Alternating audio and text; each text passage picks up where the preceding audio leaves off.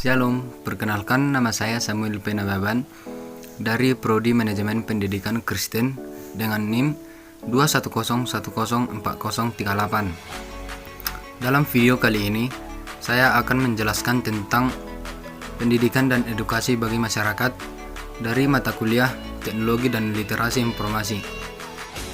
Pendidikan dan edukasi bagi masyarakat. 1. Pengertian pendidikan. Pendidikan adalah suatu pembelajaran keterampilan, pengetahuan, juga kebiasaan sekelompok orang yang diturunkan dari satu generasi ke generasi lain dengan melalui suatu pembelajaran, penelitian, dan juga pelatihan. Fungsi pendidikan. Menurut Horton dan Han, lembaga pendidikan berhubungan atau berkaitan dengan fungsi yang nyata atau manifest, yaitu sebagai berikut. 1. Mempersiapkan anggota masyarakat untuk dapat mencari nafkah. 2. Mengembangkan bakat individu demi kepuasan pribadi serta bagi kepentingan masyarakat. 3. Melestarikan kebudayaan. 4. Menanamkan kemampuan keterampilan yang perlu untuk partisipasi di dalam sebuah demokrasi. 2. Pengertian edukasi. Edukasi adalah suatu proses pembelajaran yang dilakukan secara formal, informal, dan non-formal yang bertujuan untuk mendidik, memberikan pengetahuan, serta mengembangkan potensi diri yang ada di dalam diri setiap manusia, kemudian mewujudkan proses pembelajaran tersebut dengan lebih baik. Edukasi adalah segala keadaan, hal, peristiwa, kejadian tentang proses perubahan sikap dan tata laku seseorang atau kelompok dalam mendewasakan manusia melalui upaya pengajaran dan pelatihan. Menurut Mubarak dan Cahyati, edukasi adalah proses perubahan perilaku yang dinamis, di mana perubahan tidak hanya dari segi teori dan prosedur dari orang ke orang lain, melainkan juga perubahan terjadi karena timbulnya kesadaran dari dalam individu atau kelompok atau masyarakat itu sendiri. Tujuan edukasi. Tujuan edukasi sebagai berikut. 1. Mencerdaskan kehidupan bangsa untuk membangun peradaban negara. 2. Memberikan pengetahuan luas tentang apa yang dipelajari. 3. Mengembangkan kepribadian manusia menjadi lebih bermartabat. 4.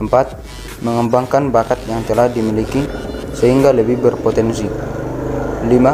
Memperbaiki kesalahan seseorang agar menjadi lebih baik. 6. Membekali manusia untuk menyongsong masa depan yang cerah. Dalam proses penyaluran edukasi kepada masyarakat dibedakan menjadi 3 bagian, yaitu yang pertama, pendidikan formal. Kedua, pendidikan non-formal. Ketiga, pendidikan informal. Yang pertama, pendidikan formal. Pendidikan formal adalah jenis pendidikan yang terstruktur dan berjenjang yang dilaksanakan di sekolah dengan syarat-syarat tertentu yang telah ditetapkan oleh pemerintah. Proses pembelajaran ini pada umumnya diselenggarakan di sekolah dan ada peraturan yang berlaku serta harus ditaati ketika sedang mengikuti proses pembelajaran tersebut. Pendidikan formal bisa ditempuh oleh setiap individu mulai dari jenjang SD, SMP, SMA, dan hingga perguruan tinggi. Yang kedua, pendidikan non-formal. Pendidikan non-formal adalah jalur pendidikan di luar pendidikan formal yang dapat dilaksanakan secara terstruktur dan berjenjang. Hasil pendidikan non-formal dapat dihargai setara dengan hasil program pendidikan formal. Setelah itu melalui proses penilaian penyetaraan oleh lembaga yang ditunjuk oleh pemerintah dengan mengacu pada standar pendidikan nasional. Edukasi non-formal biasanya seperti kursus, bimbingan belajar, homeschooling, dan lain-lain. 3. Pendidikan informal.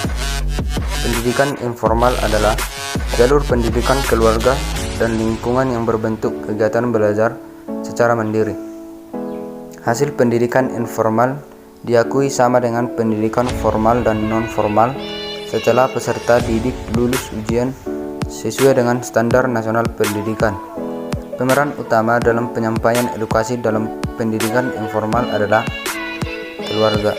Keluarga merupakan tahap edukasi yang sangat penting karena melalui keluarga, sikap seorang anak akan terbentuk sejak lahir dan berlanjut hingga dewasa.